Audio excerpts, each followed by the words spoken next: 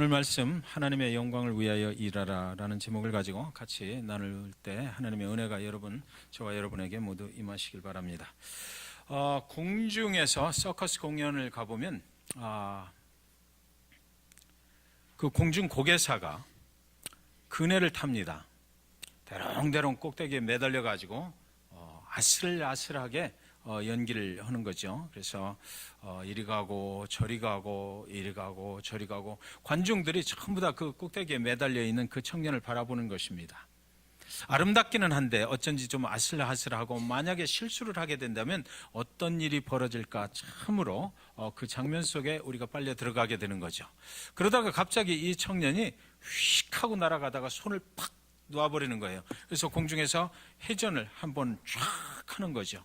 그랬을 때 관중들이 전부 다 숨을 죽이고 이게 도대체 어떻게 되는 거야? 라고 아슬아슬하게 그 장면을 보고 있을 때 착하고 또 그 상대 이쪽에서 그네를 타는 그 공중 고개를 하는 그 여인의 손에 가서 탁 맞아 떨어지면 둘이 손을 붙잡고 아름답게 또 한쪽 그네로 옮겨 타서 또 다시 둘이 함께 그네를 타게 되는 거죠. 그때 관중들의 마음속에 정말 멋있다, 아름답다 이런 생각을 하게 되는 거예요. 관중들이 막 기립해서 박수를 쳐주기도 합니다. 그 공연이 다 끝나고 그 청년 고개사에게 한 사람이 물었습니다. 어떻게 그렇게 할 수 있느냐? 정확하게 가서 그 여인의 손에 가서 어떻게 손을 맞춰서 둘이 또 같이 그네를 탈 수가 있느냐? 그랬더니 그 청년이 이렇게 말하는 것입니다. 나는 그녀가 내 손을 잡아줄 것을 믿고 뛰는 것입니다. 믿고 뛰었기 때문에 나는 그 여인의 손을 잡을 수가 있습니다. 믿고 뛰면 성공하는 것이고 만약에 믿지 못하면 실패하게 되는 것입니다. 여리고성에 들어갈 때 요단강 앞에 섰어요. 요단강이 범람을 하는 거죠.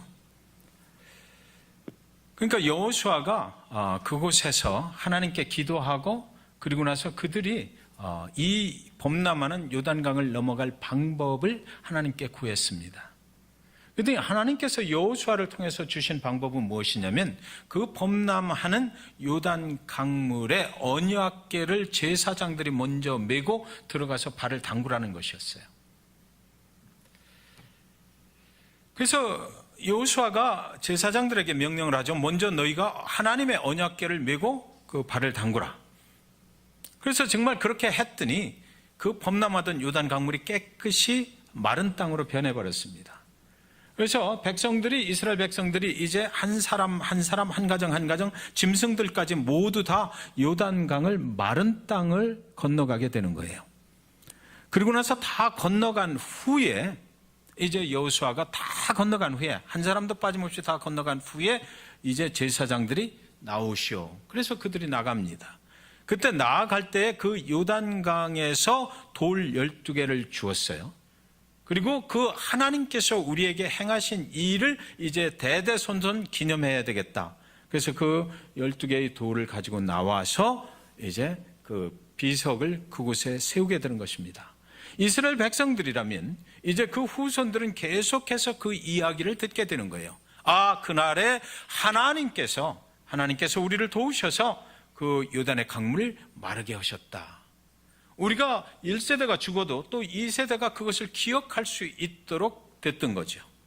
그리고 오랜 세월이 흐르고 오늘 본문 말씀이 시작이 됩니다. 사실은 오늘 본문 말씀을 우리가 읽은 것은 사무엘상 4장이지만 제가 7장까지 연결을 해서 함께 은혜를 나누고자 합니다. 4장 1절에 보면 사무엘의 말이 온 이스라엘에 전파되느라 이스라엘은 나가서 블레셋 사람들과 싸우려고 에벤에셀 곁에 진치고 블레셋 사람들은 아벡에 진쳤더니 이렇게 되어 있습니다. 이스라엘은 우상을 섬기는 나라 블레셋과 전쟁을 치르게 됐는데 이스라엘이 진을 친 곳의 이름은 에벤에셀입니다. 여러분 성경 주석을 찾아보시면 아시겠지만 에벤에셀은 특별한 지명이라고 나와 있지 않습니다. 아무도 그것이 어디였는지 몰랐다고 그래요. 어린 사무엘이 이스라엘의 새로운 시대를 열어가는데 우상을 섬기는 나라 블레셋과 전쟁을 치르게 돼 있고, 이때 이스라엘의 제사장은 이미 아시는 바와 마찬가지로 엘리라는 제사장이 있는데 영적인 분별력이 없는 눈이 어두운 자였습니다.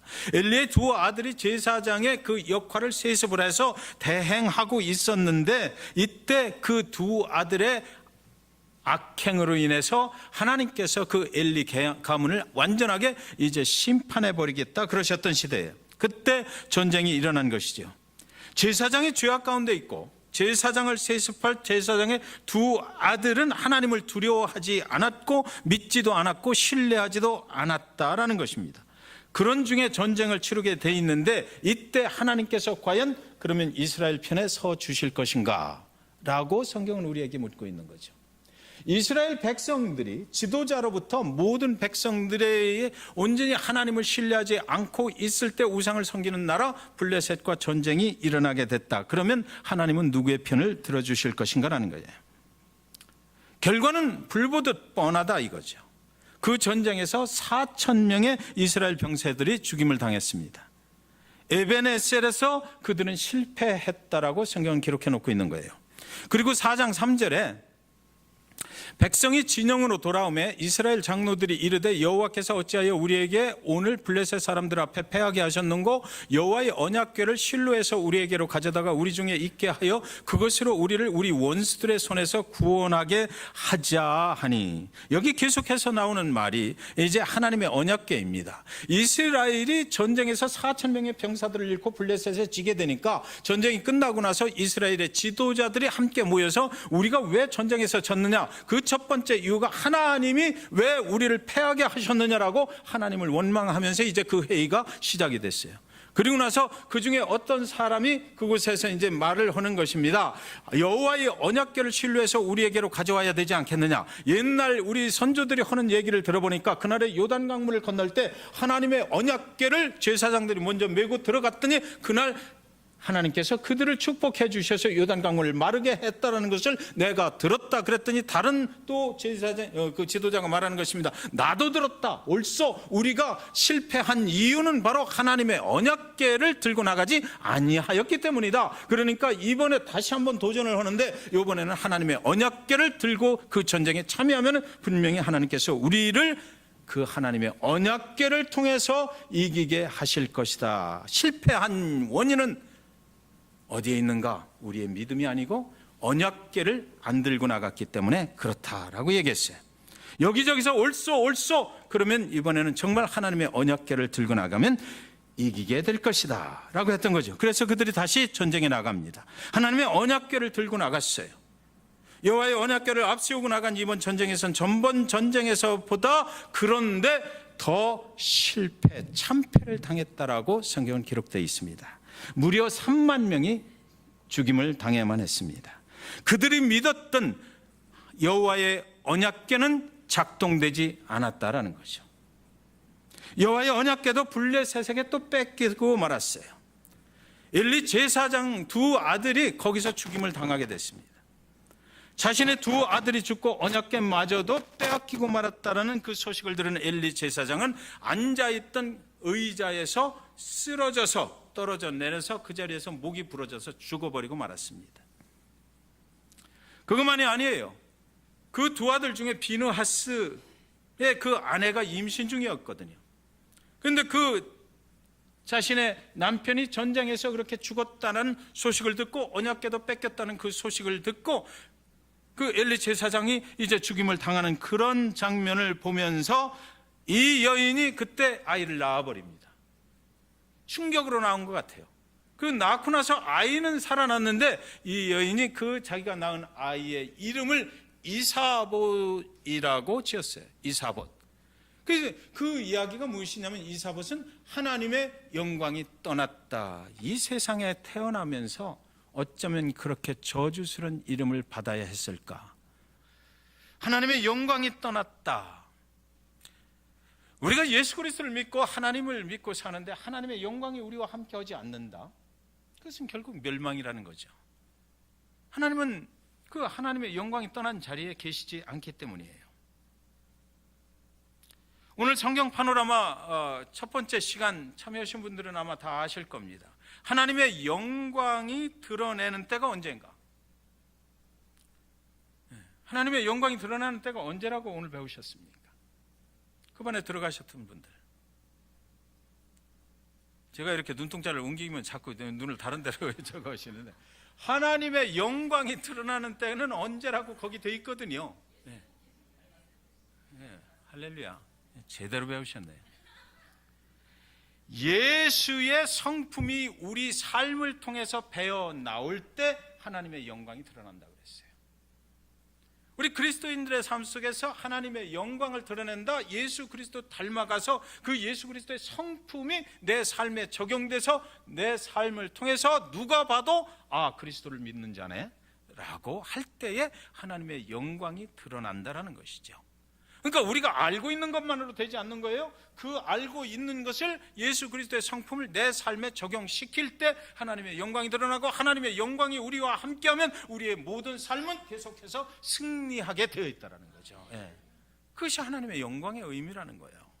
그런데 이 이스라엘 그리고 엘리 가문 그리고 두 아들, 이제 그곳에는 하나님의 영광이 떠났기 때문에 모든 전쟁에서 질 수밖에 없었다는 것입니다. 하나님의 언약궤를 가지고 나갔는데도 그곳에는 하나님의 영광은 없었다는 거예요.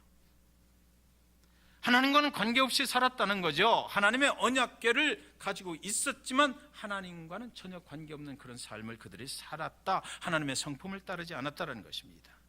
4장 22절에 또 이르기를 하나님의 교회를 빼앗겼으므로 영광이 이스라엘에서 떠났다 하였더라. 자, 여기는 계속해서 하나님의 언약궤가 없어졌기 때문에 하나님의 영광이 떠났다 그렇게 얘기하는데, 우리가 오늘 아침에 배운 것은 그렇게 얘기를 안 하죠. 하나님의 언약궤하고는 관계없어요. 여러분, 우리 교회 가운데 십자가가 저기 앞에 있죠. 교회 성전이 있어요. 그리고 또 이런 배너도 여기 걸려 있습니다.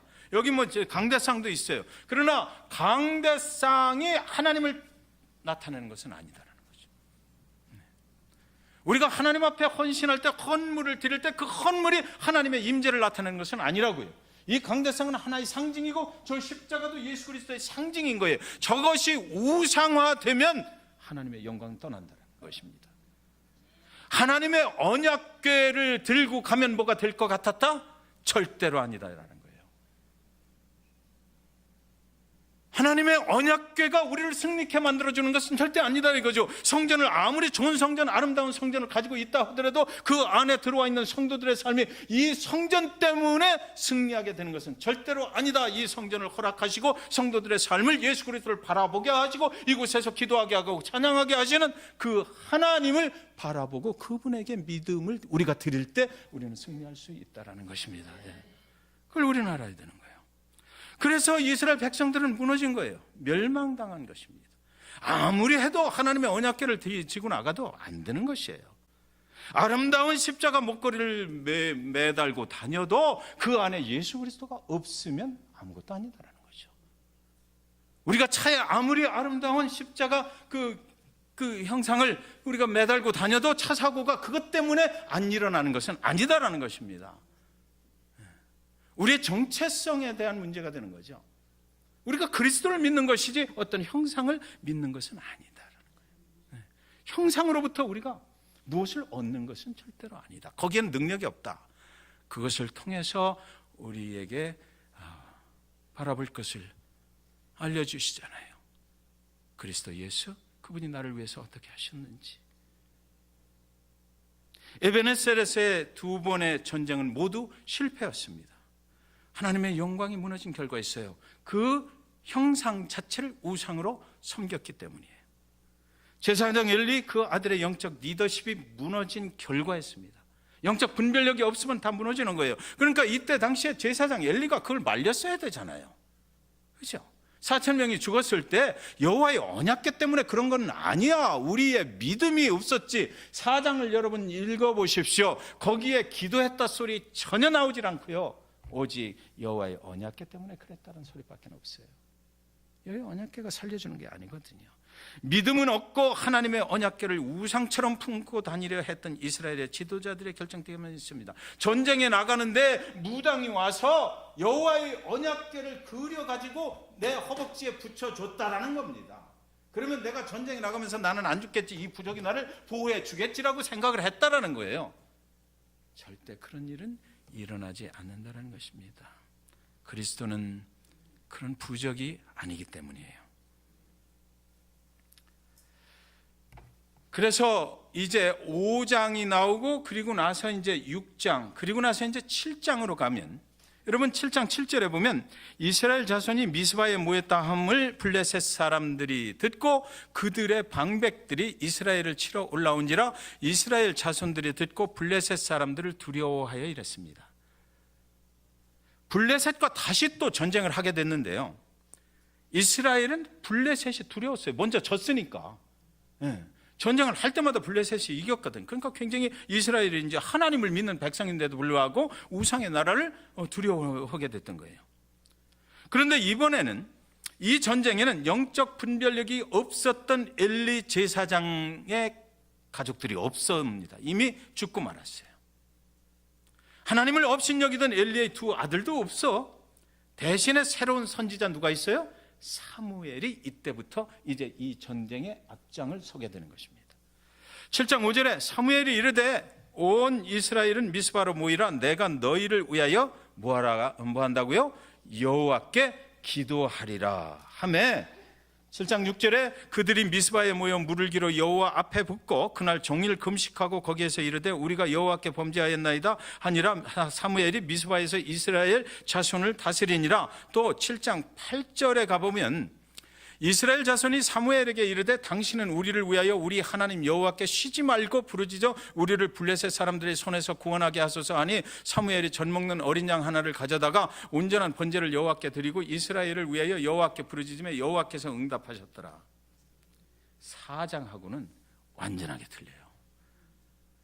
사무엘의 리더십 속에 이제 기도가 시작되는 것입니다. 전쟁하고 관계없어. 우리의 상황이 어떻든지 이제 그 상황을 대하는 우리의 태도는 이제 기도로부터 시작되고 금식하고 그리고 회개하고, 우리가 옛날에 범죄하였나이다 회개하고, 그리고 나서 하나님을 신뢰하고 하나님께 모든 것을 맡기는 거죠. 우리의 장래는 하나님께 있습니다라고 맡기는 장면이 여기에 있는 거예요. 이 전쟁의 결과가 어떻게 될까요? 불보듯 뻔한 거죠. 승리할 수밖에 없는 전쟁에 이들이 지금 참여하게 됐다는 것입니다. 이것이 이스라엘이 이제 사무엘 선지자를 중심으로 해서 블레셋과 싸우는 방법이었다라는 거죠. 인생의 어떤 상황들을 겪어 나가야 될 때에, 그때에 우리가 해야 될 방법, 승리하길 원하냐?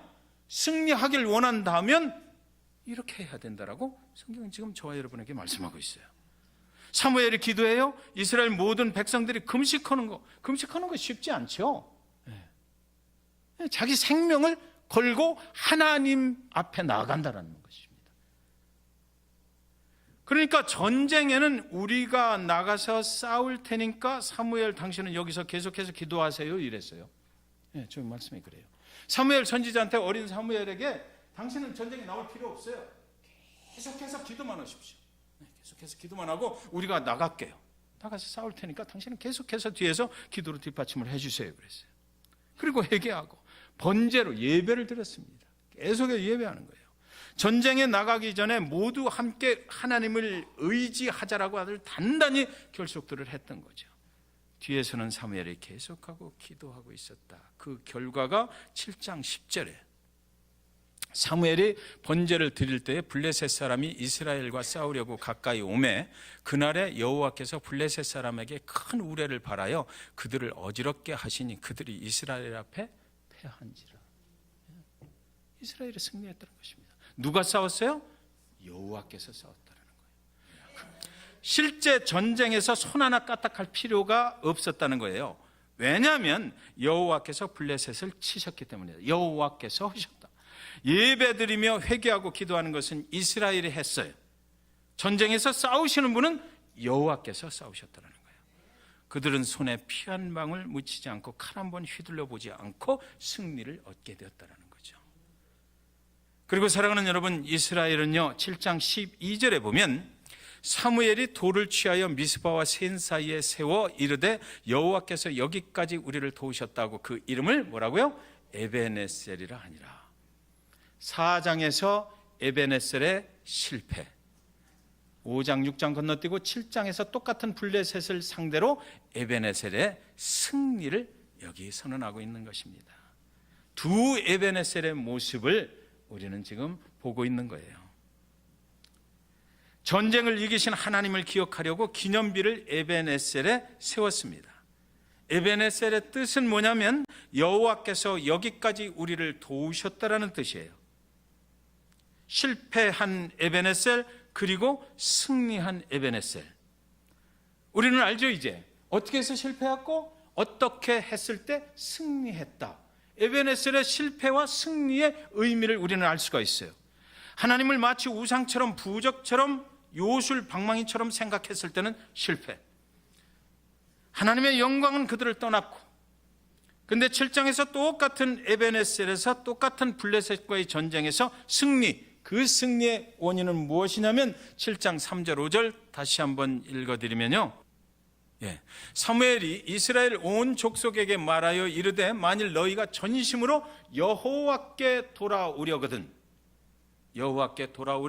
이방신들과 아스타롯을 너희 중에서 제거하고 너희 마음을 여호와께로 향하여 그만을 섬기라. 그리하면 너희를 블레셋 사람의 손에서 건져내시리라. 이에 이스라엘 자손이 바알들과 아스타롯을 제거하고 여호와만 섬기니라. 사무엘이 이르되 온 이스라엘은 미스바로 모이라. 내가 너희를 위하여 여호와께 기도하리라. 여호와께 돌아오면 승리, 그죠? 여호와를 떠나면 패망하는 거예요.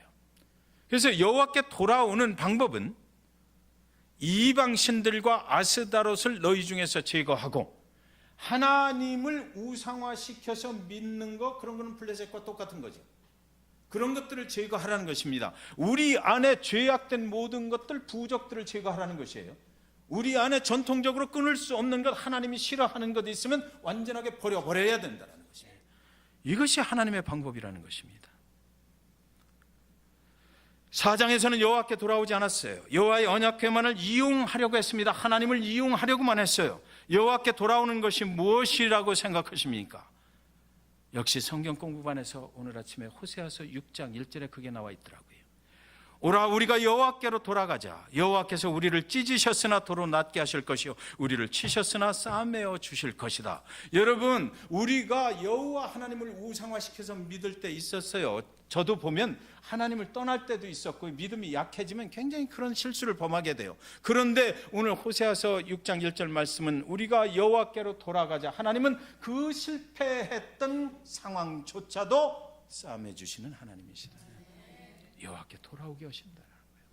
그 실패. 그래서 에베네셀의 하나님 여호와께서 우리를 여기까지 도우셨다라는 그 여기까지의 말 속에는 하나님을 진실로 잘 믿었을 때 우상을 모두 타파하고 그 후에만 포함되는 것이 아니라 여호와께서는 우리가 실패하고 좌절하고 낭망했을 때, 여호와를 떠나서 어쩔 수 없이 하나님께 범죄했을 때까지도 다 그것을 사용하셔서 깨닫게 하시고 돌아오게 하시고, 그래서 앞으로 여호와만 오직 믿게 하셔서 승리의 길로 인도하신다. 그래서 처음부터 여기까지 인도하신 에베네셀의 하나님이라는 거죠.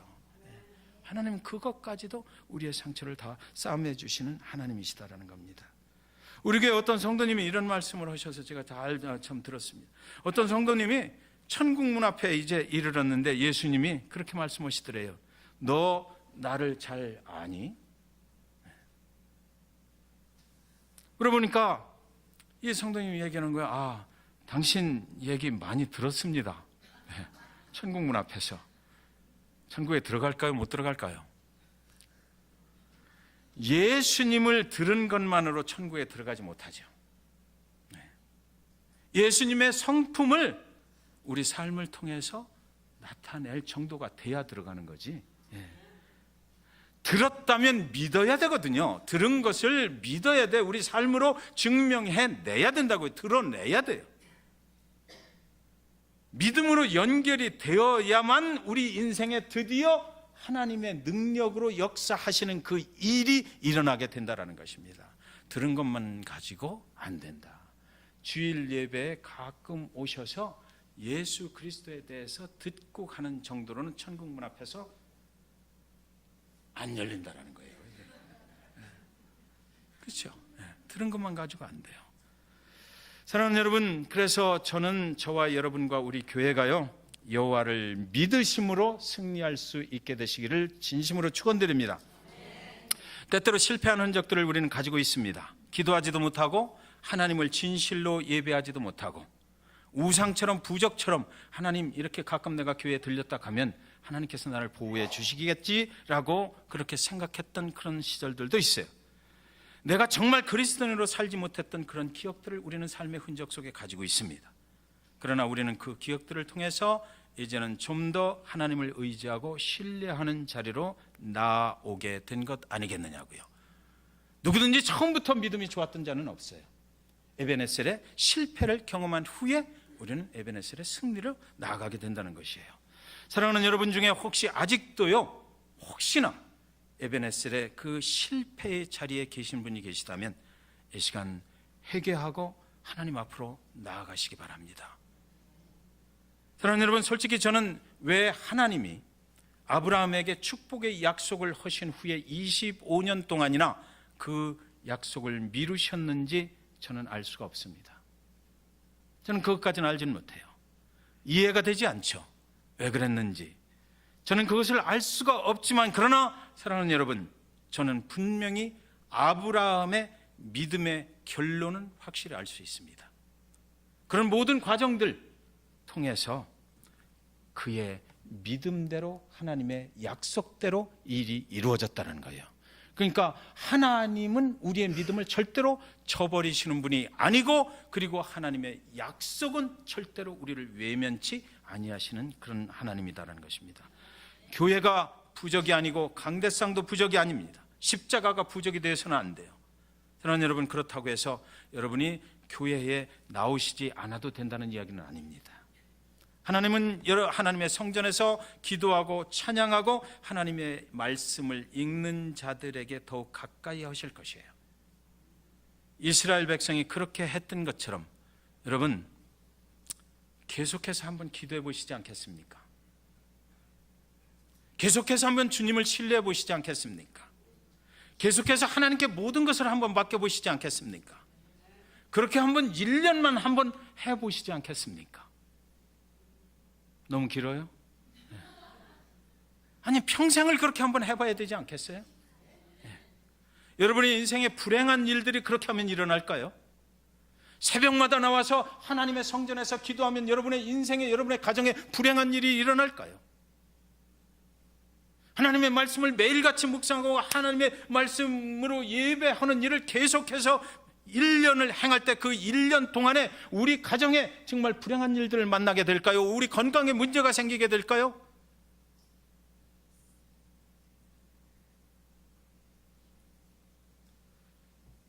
하나님을 계속해서 찬양하는 자에게 하나님은 어떤 일을 일으켜 주실까요? 수요예배도 나오시고 토요예배도 나오시고 새벽 제단에 나와서 기도하실 때 하나님이 우리를 외면하실까요? 실패의 에벤에셀에 머물지 마시기를 주님의 이름으로 간절히 축원드립니다. 승리를 주시는 에벤에셀의 자리로 우리는 옮겨가야만 돼요. 에벤에셀의 뜻, 하나님이 여기까지 인도하셨다.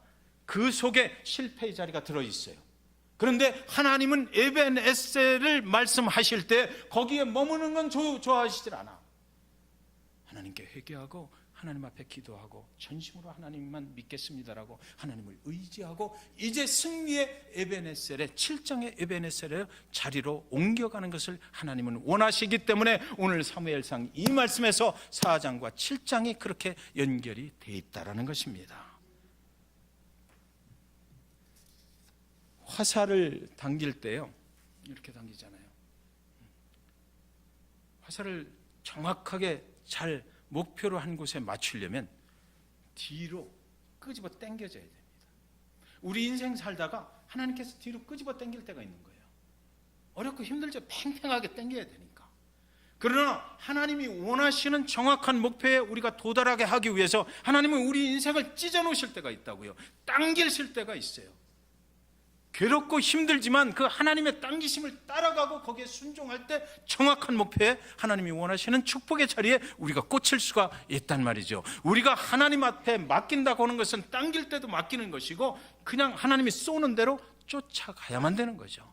이것이 인생의 축복의 경기라고 하는 것입니다. 사단의 권세가 다시는 여러분의 삶을 침범하지 못하게 하십시오.